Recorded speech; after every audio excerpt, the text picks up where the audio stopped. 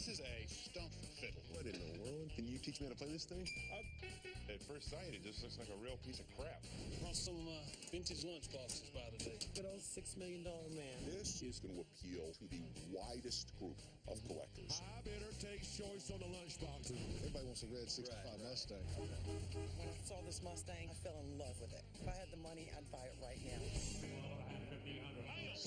I'm Paul Brown, and auctions are in my blood. Sell it to them. I was raised in an auction house, and now I've got my own place, Gallery 63. Cindy's my office manager. John's my picker, and Delfino can fix anything so we can sell it. Whether pieces come to us or we go to them, fascinating items come in every day. And we auction them off to the highest bidder. We take our commission, and the seller gets the rest. You never know what could bring big bucks or big disappointment. And it ain't over till you hear...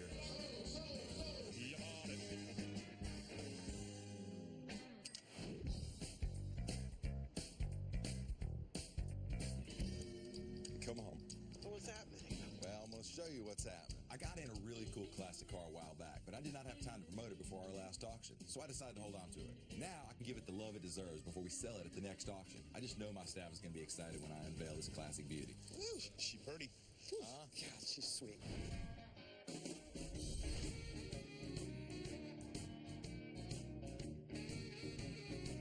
When I first saw this Mustang, I fell in love with it.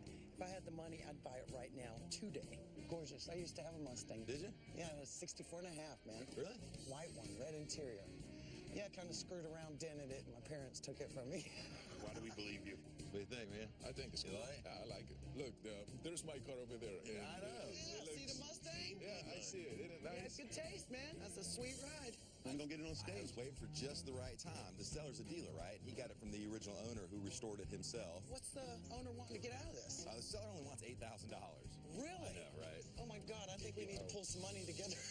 Y'all like? I love Let's it. go for a ride. Hop in. Cindy, come over here. You're going to redeem yourself. Last time you drove one, you dented it. Keep us safe. Let's go for a ride. I really wanted the staff to feel how it rides, not just, hear me say, hey, this thing runs great, but actually feel it.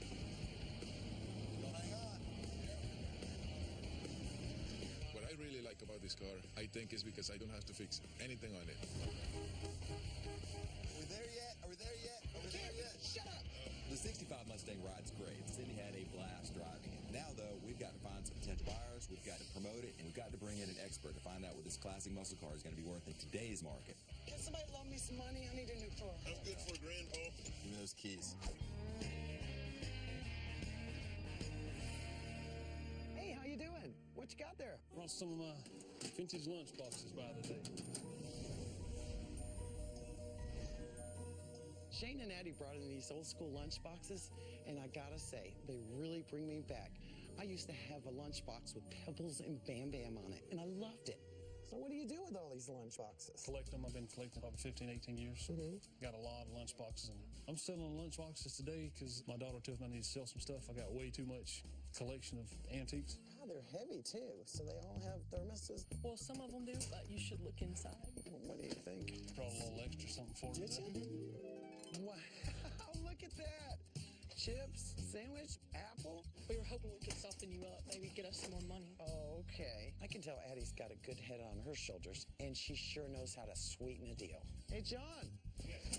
Want to eat some lunch out of our lunch boxes? We don't ever get lunch. I am not one to turn down a free lunch. That's for sure. I remember the Peanuts, of course. I think it's really cool with all the comics on the side of it. And oh, hee-haw. If it weren't for bad luck, you'd have no luck at all. And then old Evel Knievel. The five that I brought today, Evel Knievel is probably the one that sticks to me, would be the nicest one, the one that's going to be hard to let go of.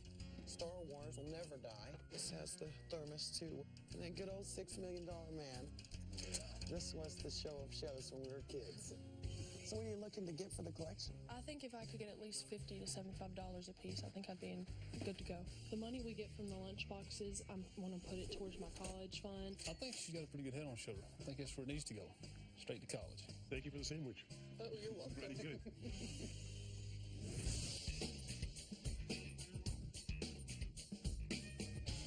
Hi there. What's going on? I'm Bo. How are you? Nice to meet you, Bo. I've got a fiddle I would like to put in your next auction. It looks a little bigger than the fiddle. Well, this is a stump fiddle. What in the world? quite stumped when I saw this stump fiddle. I mean, I've never seen anything like this thing. At first sight, it just looks like a real piece of crap. Comes with this neat drumstick. Right? And they were made popular about 100 years ago. Definitely unique. It is definitely unique. You start up at the top, and you can see it's got really a basic bicycle bell. You can go down, move down into these, look like two real springs. Screen door springs? A couple screen door springs over this high tin, which sounds like it might have rocks or unpopped popcorn in it. Right. Jingle bells. And then you've got this wood block here with these rivets that you can, this bicycle horn. It works. And this bell up here. Nice. Serious piece of folk art. I don't know how Paul's going to react to this stump fiddle. I know he loves music, and I know he loves musical instruments. This thing's pretty strange, though. So what made you buy this thing? Well, I got this from a collector. I saw it, and I just had to have it. It was an opportunity to buy something that I had never seen in my life. I've enjoyed it. I've had it for about a year or so. And now if I want to save my relationship, I have to get rid of it because my girlfriend is tired of me attempting to play this thing. And, okay, let's hear it. But I'll give it a whirl. We're not on stage.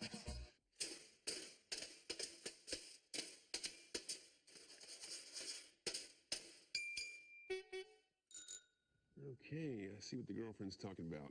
The stump fiddle is supposed to sound more rhythmic than when I play it. I've gone online and seen some videos of some people playing it. When they play it, the sounds all sort of blend together, but I can't achieve that talent. All right, so what are we hoping to get for a stump fiddle? Well, I paid $35 for it from the gentleman I got it from. But if I got $100 out of this thing, I would be absolutely thrilled. With the money that I get from this, I'm going to use it for fun for auctioneer school, learn how to be an auctioneer, and maybe one day have my own auction house. If nothing else, we'll get it away from your girlfriend, and there'll be some value in that for you. Thanks so much. Thanks a lot. Now, you take care. You might ask whether the thermoses would make a difference in the value. I would think it would make a difference. They would not. 65 Mustang, black racing stripes, CV'd at 5,000. There was this one lady who had that look in her eye. Something about that car got to her.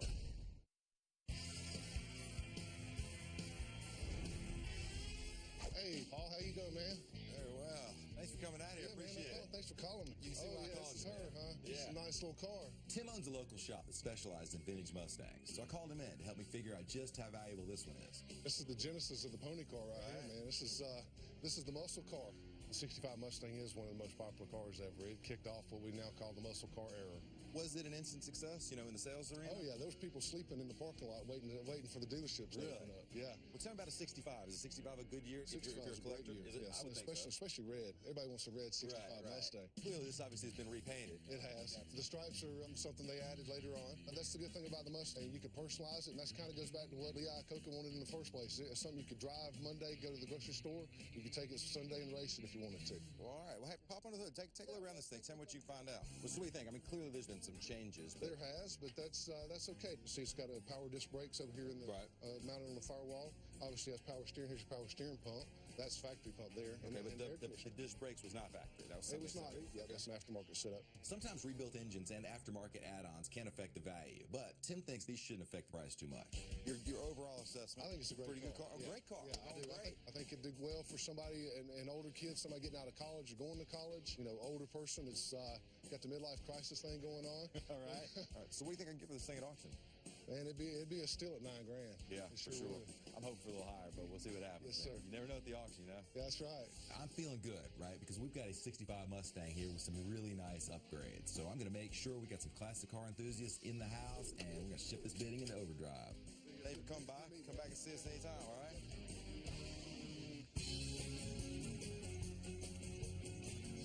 Charles? Yes. I'm John. Good to see you. Paul was intrigued by the stump fiddle, so he asked me to call in Charles. Charles has been appraising unusual instruments for years, and if this item is anything, it's unusual. The stump fiddle is actually most closely associated with the rhythm sticks from Central Europe. Where did this thing originate from? Three guys met at a Packers game with their rhythm sticks along with them, homemade rhythm sticks, and named this axe after Harry Stump. Harry Stump is probably a mythical figure, and he is a handicapped peg leg. This is Harry Stump's peg leg. Well, that is quite interesting. So this is an actual instrument with an actual history? You learn something every day. After these three gentlemen created the stump fiddle, they took it to the fiddle factory, and the fiddle factory manufactured the stump fiddle for them. So when was this thing made, Charles? Well, we researched the serial number on the sticker. We found that ones before this number were like before 1985. The ones after this number were like after 89. So we're figuring somewhere between 1985 and 1989. Wow, okay. John has an authentic stump fiddle. It has the right markings, the original decal, the original bag. You can pick it up and pretty much immediately be able to play something with it. All right, I think we might get this thing sold after all. I think it's just a great instrument. It has as much character and fun as any percussion instrument out there. What do you think about it in auction? This one's in pretty good condition, and we've got the original bag, and it's got the serial numbers. I think that it could probably go for around $100. $100 is exactly what the seller wants. So now, it's just a matter of drumming up some auction interest for this unique item. Thanks for coming by. Oh, thanks for having me. All right, Charles. Michael. Hi. I want you to look at these lunchboxes. I can't wait to see them. They're so cool. Michael's a pop culture expert, so I wanted him to look at these vintage lunchboxes that Addie and her dad brought in. You got the $6 Million Man. Steve Austin. Yes, and Star Wars. And Star Wars. These are all your tin lunchboxes. I'm going to start with peanuts. Okay. You might ask whether the thermoses would make a difference in the value. In reality, they would not make a significant difference. I would think it would make a difference. Among collectors, this is character and memory based. Okay. And the thermos doesn't really add to the character or the memory. This lunchbox has the original thermos. That's going to put the date somewhere in the late 60s to early 70s. Wow. And the reason we know that is the inside of these thermoses at one time were lined with glass. I remember. And they used the glass as a very good insulator. But with lunchboxes and with children and with things dropping, they were worried about breakage. So another way you can help to date is by looking at really the materials that the lunchboxes are made of. You'll notice, you can see basically some rusting, some scraping, and that's very typical of the old tin lunchboxes. When you're really looking for something that's unique and rare and has age to it, it should show the fact that it's had aged. Frequently, a restoration will harm the value more than it will help it. So, Michael, what do you think about this whole collection? The four of these here are relatively similar, probably commanding a price somewhere in the neighborhood of $75. For the whole collection? For each one. There is, however, a fifth lunchbox here. This is the gold standard. Is it? Star Wars spans multiple time frames, so it doesn't matter what age you are, Star Wars is going to be meaningful to you. This lunchbox is going to appeal to the widest group of collectors. I think the auction price on this is going to be maybe about $150. You're kidding me. I am not kidding you. $150 for a Star Wars lunchbox? That's twice as much as what the seller wanted. I had no idea they were worth that much. I can't believe I didn't keep my lunchbox.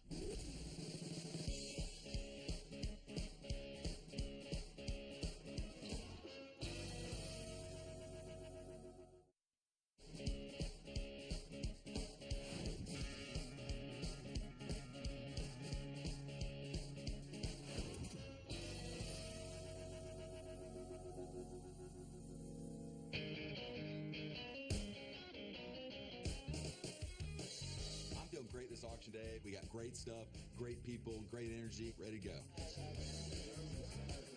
I like the Star Wars lunchbox. The basic old graphics is what makes it beautiful. You know, I like the little Mustang car. There's several things I would like to buy, so. And our job is to make sure that our kids actually have inheritance at the end of the day. Welcome to Gallery 63. Give it a bit, let's go. 225.50, 275. Give it a bit, $300. You bought it, 275. There's an amazing selection of classic items today. We've got a tricked out 65 Mustang that hopefully will really turn some heads and open some wallets.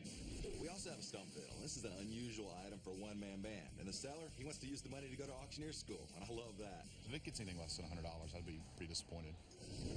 First up were the vintage lunchboxes. These things are like a time capsule of my childhood. I feel really good about today. I hope we get a lot of money off the lunchboxes. They got a lot of character, and I hope people like them. Here's the lunchbox group. You got Hee-Haw, Evel Knievel, you got Peanuts, you have Star Wars, and $6 Million Man. Addie's a sharp kid. Her lunchboxes are praised well, and she even brought us lunch. She deserves to have a good auction, and I hope she gets it. High bidder takes choice on the lunchbox. I decided to sell the first lunchbox as high bid takes choice. So if you really had to have that Hee-Haw or had to have that Evel Knievel, you're going to pay for that right. I'm out here with the let's go. $100, here with the $1, here with the $125, your choice, $150, $150, $175, $2, there with the $225, you bid it. Bidding went really fast, you know. Just kept banging up 100, 152. We was getting really excited. Yeah, I'm in the bleacher, 200, even a bit 225 for choice. At the door, 225, a bit S50. That's him, even a bit 250. 225, even a bit lunchbox, even a bit 250. So 225, which one do you want? Star Wars. Star Wars. I came here to get the Star Wars lunchbox, and I got lucky enough to actually win it. I'm going to put that in my kitchen, and it's going to look beautiful there. You got the bad one. This now is 4 times the money. Sell them all. Go. 1 and 4 times the money. Since the most valuable lunchbox got plucked out, I decided to sell the remainder of the lunchboxes at 4 times the individual price in one lot. I was sure hoping it was the right move. 25 apiece. 25 apiece. 1 and 4 times. Even if it's a bit 50. 25 of the bit S50. I'll take 35 apiece. Even if it's 35, a bit 45, a bit 45, a bit 55, but that's 55. Even if it's 65 apiece, 75 apiece. Even if it's $75 a piece on the lunchbox. Even if it's $75. So 65 times 4, 329, 329. I bought 4 lunch boxes, and I think I got a great deal. And my kids they were so excited. We was able to walk away today with $485. All this work finally paid off. The high bidder took Star Wars, and we sold the other 4 at $65 a piece. Every one of them went over the asking price. Addie made herself a chunk of change for college, and, good for her. One of the most unique instruments in the world. This item was definitely a wild card.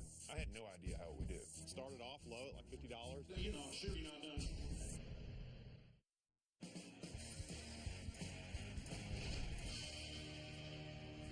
Up next, we got the stump fiddle. John took this one in for me, and frankly, at first, I had my doubts. But it is a genuine instrument, and it does even have a bit of history to it. Hit a lick.